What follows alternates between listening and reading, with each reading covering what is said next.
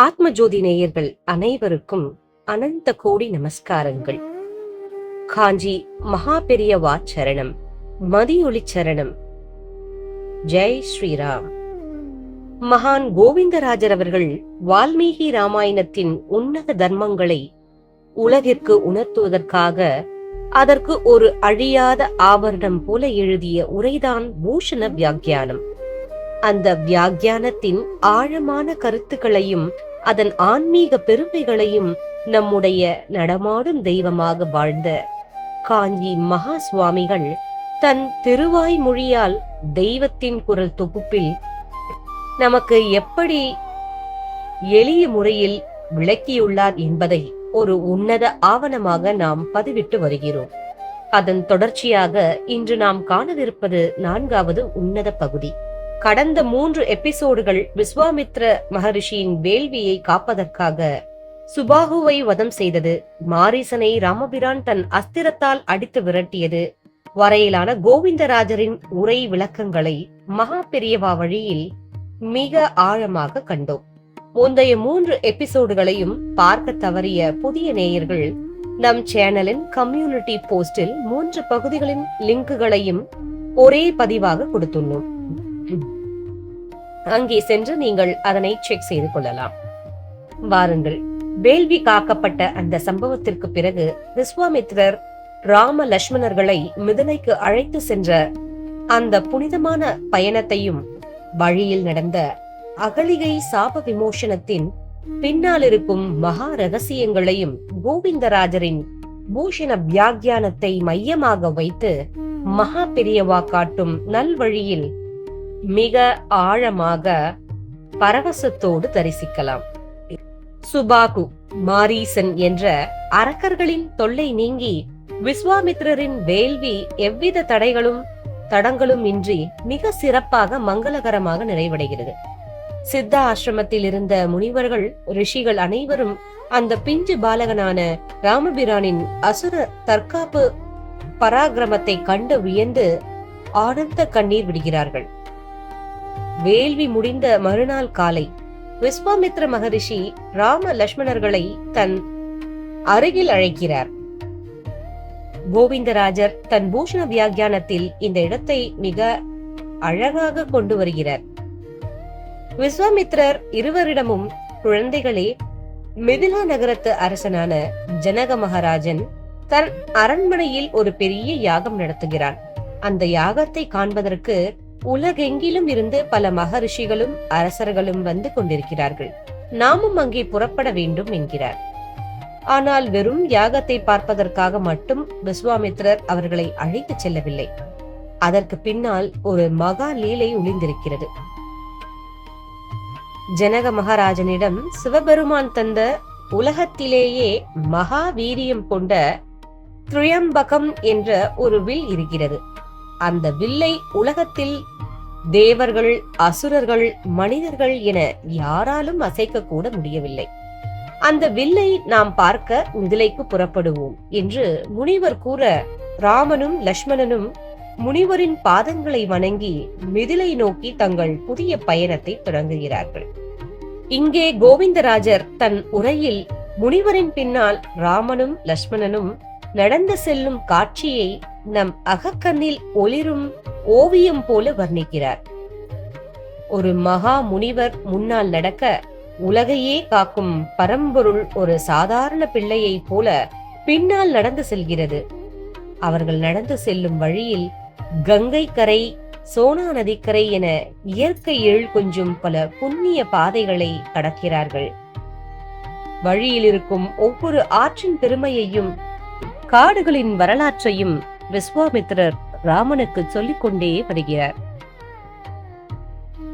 அப்படி அவர்கள் நீண்ட தூரம் நடந்து வந்து மிதிலா நகரத்திற்கு மிக அருகில் இருக்கும் கௌதம ஆசிரமத்தின் எல்லையை அடைகிறார்கள். அங்கேதான் காலம் காலமாக ஆன்மீக உலகம் வியந்து போற்றும் நம் கல் நெஞ்சையும் உருகக்கூடிய அந்த அகலிகை சாப விமோச்சனம் நிகழ்கிறது. அதை பற்றிய கருத்துக்களை கோவிந்தராஜர் அடுத்ததாக தன் பூஷண வியாக்கியானத்தில் வரிசையாக அடுக்கிக் கொண்டே போகிறார். அந்த கௌதம ஆசிரமம் எப்படி இருக்கிறது தெரியுமோ? ஒரு காலத்தில் முனிவர்களும் ரிஷிகளும் வேதம் மோதிய அந்த புண்ணிய பூமி இப்போது முற்றிலும் பாழடைந்து, மரங்கள் காய்ந்து, எந்த ஒரு பறவையின் சத்தமும் இல்லாமல், மனித நடமாட்டமே இல்லாத ஒரு சூனிய பிரதேசம் போல காட்சியளிக்கிறது. அந்த ஆசிரமத்தின் வாசலில் காலம் காலமாக வெயில், மழை, புழுதி அனைத்தையும் தாங்கிக் கொண்டு ஒரு பழைய கல் ஒன்று கிடக்கிறது. முன்னால் செல்லும் விஸ்வாமித்திரரின் பின்னால் தன் கையில் வில்லை ஏந்தியபடி ஸ்ரீ ராமச்சந்திரமூர்த்தி மிக நிதானமாக, கம்பீரமாக நடந்து வருகிறான். அப்படி அவன் நடந்து வரும்போது அவனது பாதத்து தூசி தற்செயலாக காற்றில் பறந்து போய் அந்த கல்லின் மீது படுகிறது. அடுத்த நொடி என்ன ஓர் அற்புதம்! கற்பனைக்கும் எட்டாத ஒரு தெய்வீக லீலை அங்கே அரங்கேறுகிறது. பல 100 ஆண்டுகளாக அசைவற்று கிடந்த அந்த பாறை மெல்ல உருகத் தொடங்குகிறது. ஒரு பனிப்பாறை உருகுவது போல உருகி அதிலிருந்து ஒரு ஜீவனுள்ள பேரழகு பொருந்திய உன்னத பெண் வடிவம் வெளிப்படுகிறது. அவள் கண்கள் கலங்கி, கைகள் நடுங்க, தன் முன்னால் நிற்கும் தசரத ராமனின் பாதங்களில் விழுந்து தன் கண்ணீரால் அந்த பாதங்களை கழுவி மலமளவென்று வணங்குகிறாள். அவள்தான் கௌதம முனிவரின் பத்தினி அகலிகை. இந்த அகலிகை சாப விமோச்சனத்தை பற்றி பேசும்போது கோவிந்தராஜரின் பூஷண வியாக்கியானத்தை மையமாக வைத்து நம்முடைய நடமாடும் தெய்வம் மகா பெரியவா தெய்வத்தின் குரலில் தரும் விளக்கம் நம் மனதின் அறியாமையை வேரோடு நீக்கக்கூடிய ஒரு பேரானந்த ஆன்மீக பொக்கிஷம். நேயர்களே, இதை நாம் மிக ஆழமாக சிந்திக்க வேண்டும். இந்திரன் செய்த மாய சூழ்ச்சியால் தன் கணவரான கௌதம முனிவரின் கடும் கோபத்திற்கு ஆளாகிறாள் அகலிகை. கோபத்தின் உச்சத்தில் முனிவர் அவளுக்கு, நீ செய்த பிழைக்காக உருவமில்லாமல் இந்த ஆசிரமத்திலேயே காற்றை மட்டுமே புசித்து எவராலும் பார்க்கப்படாமல் கல்லாய் சமைந்து கிடப்பாய் என்று சாபமிடுகிறார். தன் தவறை உணர்ந்து அகலிகை கண்ணீர் விட்டு விமோச்சனம் கேட்கும் போது, எப்போது தசரதனின் மகனாக பிறக்கும் ஸ்ரீராமனின் பாதத்து தூசி உன்மேல் படுகிறதோ அப்போதே நீ உன் பாவங்களை நீங்கி பரிசுத்தமாக பழைய உருவம் அடைவாய் என்று கௌதம முனிவர் விமோச்சனம் கூறுகிறார். மகா பெரியவா இங்கே உலகியல் ரீதியாக எழும் ஒரு உன்னத கேள்வியை தெய்வத்தின் குரலில் நம்மிடம் கேட்கிறார். பலரும் ராமாயண கதையை படிக்கும் போது ராமன் அகலிகையை தன் காலால் மிதித்து சாப விமோச்சனம் கொடுத்ததாக நினைக்கிறார்கள். ஒரு பெண்ணை, அதுவும் ஒரு மகா முனிவரின் பத்தினியை, பகவானாக இருந்தாலும் காலால் மிதிப்பது தர்மமாகுமா? அது அவளுக்கு செய்யும் அவமானம் அல்லவா என்று பெரியவா கேட்கிறார். அதற்கு கோவிந்தராஜரின் பூஷண வியாக்கியான நுட்பத்தை ஒட்டி மகா பெரியவா கொடுக்கும் அந்த பேரானந்த விளக்கம் நம் நெஞ்சை உருக வைக்கும். பெரியவா சொல்கிறார், பகவான் ஸ்ரீராமன் அகலிகையை தன் காலால் மிதிக்கவே இல்லை. வால்மீகியின் அசல் வரிகளையும் கோவிந்தராஜரின் உரையையும் நுட்பமாக பார்த்தால் ராமன் அந்த பாதையில் நடந்து மட்டும்தான் வந்தான். அவன் நடந்து வரும்போது அவனது மென்மையான பாதத்திலிருந்து காற்றில் பறந்த ஒரு நுட்பமான துகள், ஒரு சிறு தூசி மட்டும்தான் அந்த கல்லின் மேல் பட்டது. பகவானுடைய பாதத்து தூசிக்கே ஒரு பாராங்கல்லை உன்னத பெண்ணாக மாற்றும் ஜீவசக்தி இருக்கிறது என்றால், அவனது பாதங்களை நாம் நம் சன்னதியில் முழுமையாக சரணடைந்தால் நம் கண்ம வினைகள் எல்லாம் உருகி போகாதா என்று பெரியவா நெஞ்சம் முருகி கேட்கிறார். மேலும் கோவிந்தராஜர் தன் பூஷண வியாக்கியான உரையில் இந்த அகலிகை விமோச்சனத்திற்கு பின்னால் இருக்கும் ஒரு ஆழமான ஜீவாத்ம தத்துவத்தை நமக்கு வரிசையாக அவிழ்க்கிறார். அதை பெரியவா நமக்கு இன்னும் எளிமையாக்கி தருகிறார். அகலிகை என்ற பெயருக்கு சமஸ்கிருதத்தில் அகல்யா என்று பொருள். அதாவது எந்த ஒரு கலங்கமும் மாசும் இல்லாதவள் என்று அர்த்தம். அவள் மனம் அறிந்து எந்த தவறும் செய்யவில்லை. இந்திரனின் மாய ரூப சூழ்ச்சியால் ஏமாற்றப்பட்டாள். அப்படிப்பட்டவள் கல்லாக மாறியது எதை குறிக்கிறது தெரியுமா? அதுதான் மனிதர்களாகிய நம்முடைய அறியாமை, அகந்தை, குரோதம் மற்றும் கர்ம வினைகளால் நம் மனதிற்குள் எழும் கல் நெஞ்சத்தை குறிக்கிறது. கோவிந்தராஜரின் தத்துவ கருத்துப்படி மனிதர்களாகிய நாமும் பல நேரங்களில் தர்மத்தை உணராமல், பக்தி இல்லாமல், சுயநலத்தோடு பிறருக்கு இறங்காமல் கல் நெஞ்சுக்காரர்களாக ஜடமாக வாழ்ந்து கொண்டிருக்கிறோம். நம்முடைய இந்த கல் நெஞ்சத்தை உருக்கி நமக்கு ஞானத்தை அள்ளி கொடுக்க அந்த பரமாத்மாவின் பாத தூசியால் மட்டும்தான் முடியும். ஒரு ஜீவாத்மா பரமாத்மாவின் பாத துகளை தீண்டும் போது அங்கே அறியாமை என்ற கல் உருகி ஞானம் என்ற பெண் வடிவம் உயிர் பெறுகிறது. இதற்கடுத்ததாக கோவிந்தராஜர் தன் பூஷண வியாக்கியானத்தில் கொண்டு வரும் காட்சி தர்மத்தின் உச்சகட்டம். அதை மகா பெரியவா தெய்வத்தின் குரலில் விவரிக்கும் போது இக்காலத்து மனிதர்களுக்கு ஒரு பெரிய தார்மீக பாடத்தை உணர்த்துகிறது. அகலிகை விமோச்சனம் அடைந்து அக்னியில் உருகி வந்த தங்கம் போல பரிசுத்தமாக நிற்கும் அந்த புனிதமான நொடியில் அவளது கணவரான கௌதம முனிவர் அங்கே மீண்டும் பிரசன்னமாகிறார். ராமனின் பாத மகிமையால் தன் மனைவி தூய்மை அடைந்து விட்டதை உணர்ந்த கௌதம முனிவர் எந்த ஒரு தயக்கமும் இல்லாமல் கடந்த கால பிழைகளை பேசாமல் பேரன்போடு அகலிகையை மீண்டும் தன் மனைவியாக ஏற்றுக்கொள்கிறார். பெரியவா இதை தற்கால உலக வாழ்க்கையோடு ஒப்பிட்டு சொல்கிறார். ஒரு மனிதன் ஏதோ ஒரு சூழ்நிலையில் தவறு செய்து அதற்குரிய தண்டனையையும் அனுபவித்து பகவானின் அருளால் மனம் திருந்தி தூய்மை அடைந்த பிறகு அவர்களின் கடந்த கால பிழைகளை தோண்டி துருவாமல் அவர்களை சமூகம் பேரன்போடு ஏற்றுக்கொள்ள வேண்டும். கௌதம முனிவர் அகலிகையை மீண்டும் ஏற்றுக்கொண்டதன் மூலம் அங்கே ஒரு உடைந்த குடும்பம் மீண்டும் இணைகிறது. தர்மம் நிலைநாட்டப்படுகிறது. இதையெல்லாம் நேரில் பார்த்து கொண்டிருந்த விஸ்வாமித்ர மகரிஷி ராமனின் பாத மகிமையை கண்டு மெய் சிலிர்த்து போகிறார். தன் மனதில் பேரானந்தம் கொள்கிறார். ராமா, ஒரு பாழடைந்த கல்லையே உன்னத பெண்ணாக உருக்கிய உன் பாதங்கள் இனி மிதிலையில் ஜனகரின் அரண்மனையில் இருக்கும் அந்த மகா சிவதனுசையும் முறித்து தர்மத்தை உலகெங்கும் நிலைநாட்டப் போகிறது என்று விஸ்வாமித்திரர் மனதில் உரைத்து ராம லட்சுமணர்களோடு மிதிலை நோக்கி தன் புனித பயணத்தை அகலிகை சாப விமோச்சனம் பெற்ற அந்த புண்ணிய பூமியை தாண்டி விஸ்வாமித்ர மகரிஷி ராம லட்சுமணர்களோடு மிதிலா நகரத்தின் பிரதான எல்லைக்குள் நுழைகிறார். மிதிலா நகரின் எல்லையை அடைந்த உடனே அங்கே இருக்கும் மாட மாளிகைகளையும் கோபுரங்களையும் தோரணங்களையும் பார்த்து ராமனும் லட்சுமணனும் வியந்து நிற்கிறார்கள். கோவிந்தராஜர் தன் உரையில் மிதிலையின் அழகை வர்ணிக்கும் போது அது வெறும் ஒரு நகரம் அல்ல, தர்மமும் செல்வமும் பொழிக்கும் ஒரு புண்ணிய கஷேத்திரம் என்று குறிப்பிடுகிறார். இதை நம்முடைய நடமாடும் தெய்வம் மகா பிரியவா தெய்வத்தின் குரலில் மிக அழகாக ஆழப்படுத்துகிறார். பெரியவா கேட்கிறார், ஏன் ராமனும் லட்சுமணனும் அயோத்தி என்ற மகா சாம்ராஜ்யத்தில் வளர்ந்த பிள்ளைகளாக இருந்தாலும் இந்த மிதிலை நகரத்தை பார்த்து வியக்க வேண்டும்? அயோத்தியில் இல்லாத அழகும் பிரம்மாண்டமுமா மிதிலையில் இருக்கிறது? அதற்கு பெரியவா கொடுக்கும் விளக்கம் நம் ஆன்மாவை தொடும். பெரியவா சொல்கிறார், அயோத்தி என்பது வீரமும் பராக்கிரமமும் ராஜ தர்மமும் நிறைந்த ஒரு சாம்ராஜ்யம்.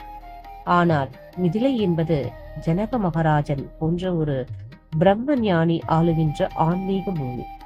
அங்கே இருக்கும் ஒவ்வொரு தூணிலும் ஒவ்வொரு வீட்டிலும் வேத கோஷங்களும் ஆன்மீக அதிர்வுகளும் நிறைந்திருந்தன. அந்த ஆன்மீக அதிர்வுதான் சாட்சாத் பரம்பொருளான ராமனின் மனதிற்கு ஒரு பெரிய அமைதியையும் ஆனந்தத்தையும் தந்தது.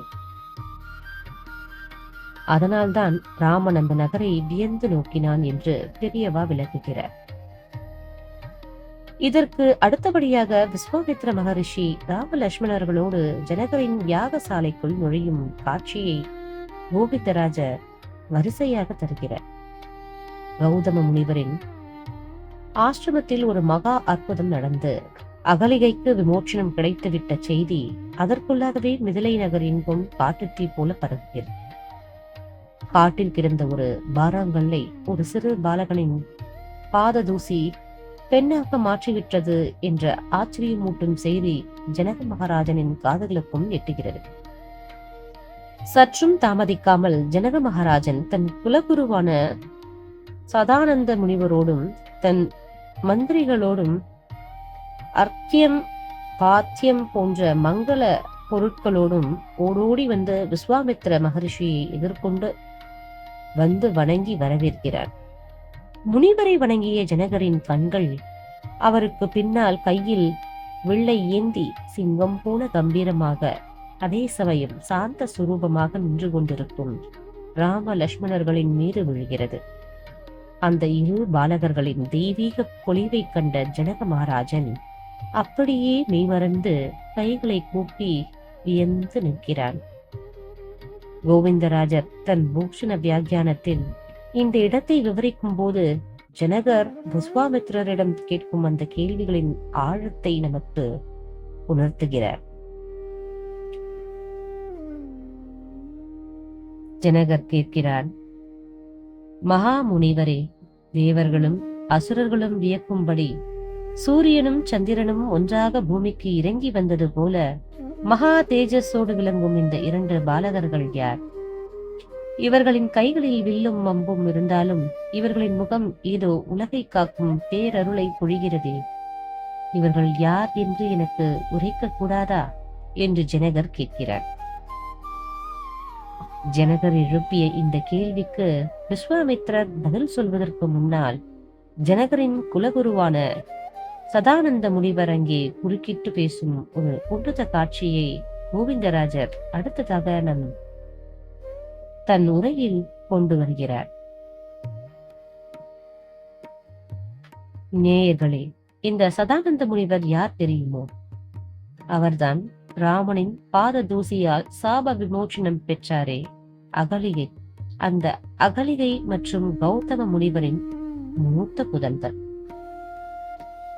தன் தாய்க்கு சாப விமோச்சனம் கொடுத்து தன் தந்தையோடு அவளை மீண்டும் சேர்த்து வைத்த அந்த பரம்பொருள் தன் கண்ணெதிரே ராமனாக நிற்பதை கண்ட சதானந்தரின் கண்களிலிருந்து ஆனந்த கண்ணீர் மலமளவென்று கொட்டுகிறது. அவர் விஸ்வாமித்திரரை நோக்கி, மகா முனிவரே, என் தாயின் சாபத்தை நீக்கிய இந்த உன்னத பாலகனை, தசரத மைந்தனை நீங்கள் அல்லவா இந்த இடத்திற்கு அழைத்து வந்திருக்கிறீர்கள். உங்களுடைய பெருமையை இந்த உலகம் எப்படி போற்றப் போகிறது என்று உருகி பேசுகிறார். இங்கே சதானந்தர் விஸ்வாமித்திரரின் கடந்த கால வரலாற்றையும் அவரது தவசக்தியையும் அவர் ராமனுக்கு செய்த உபதேசங்களையும் ஜனக மகாராஜனுக்கு வரிசையாக விவரிக்கும் ஒரு பெரிய தத்துவ பகுதியை கோவிந்தராஜர் வர்ணிக்கிறார். இதனை மகா பெரியவா தெய்வத்தின் குரலில் விவரிக்கும் போது ஒரு உன்னத ரகசியத்தை உடைக்கிறார். சதானந்தர் ஏன் விஸ்வாமித்திரரின் பெருமைகளை பேச வேண்டும்? ராமனின் பெருமையை பேசாமல் விஸ்வாமித்திரரை ஏன் அங்கே அவ்வளவு தூரம் புகழ வேண்டும்? ஏனென்றால் குருவின் மூலமாகத்தான் பகவானை அடைய முடியும் என்ற ஆன்மீக விதியை சதானந்தர் உலகிற்கு உணர்த்துகிறார். விஸ்வாமித்திரர் என்ற மகா குரு இல்லை என்றால் ராமன் என்ற பரம்பொருள் காடு கடந்து தாடகையை வதம் செய்து அகலிகைக்கு விமோச்சனம் கொடுத்து இன்று மிதிலைக்குள் நுழைந்திருக்க முடியாது. குருவின் பெருமையே சீடரின் பெருமை என்பதை உணர்த்தவே பூஷண வியாக்கியானத்தில் இந்த இடம் மிக விரிவாக பேசப்படுகிறது என்று மகா பெரியவா கூறுகிறார்.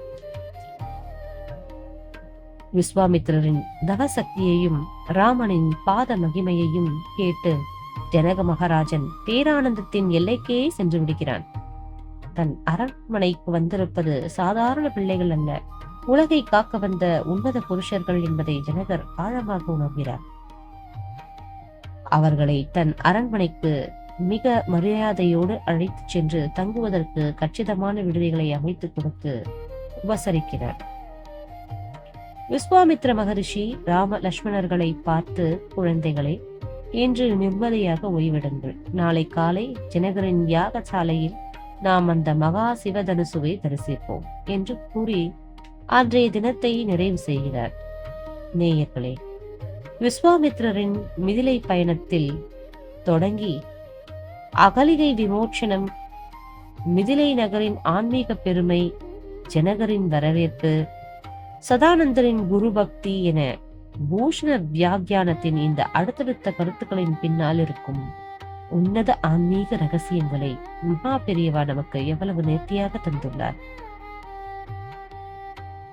நம் இல்லத்து சன்னதியில் இந்த தர்மங்கள் வெறும் கதையாக நின்று விடாமல் இன்றும் வரிசையாக ஒழித்துக் கொண்டே இருக்க வேண்டும் என்பதுதான் நம் ஆத்மஜோதி சேனலின் உயரிய நோக்கம். அன்பான ஆத்மஜோதி நேயர்களே, பூஷண வியாக்கியான வரிசையில் அமைந்த இந்த ராமாயண ரகசியங்கள் 4வது பகுதியின் முழுமையான விவரிப்பு உங்கள் மனதிற்குள் ஒரு பெரிய ஆன்மீக அமைதியையும் நல் வழியையும் காட்டியிருக்கும் என்று நம்புகிறேன்.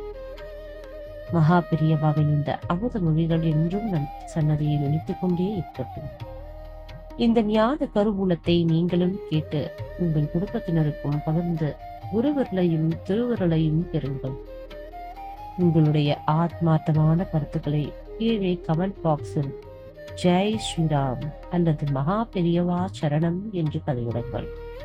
அடுத்து 5வது எபிசோடில் மிதிலா நகரத்து யாகசாலையில் ராமன் அந்த மகா சிவ வில்லை அசைத்து முறித்து சீதாதேவியை கைபிடிக்கும் மகா உன்னத ரகசியங்களோடு உங்களை சந்திக்கும் வரை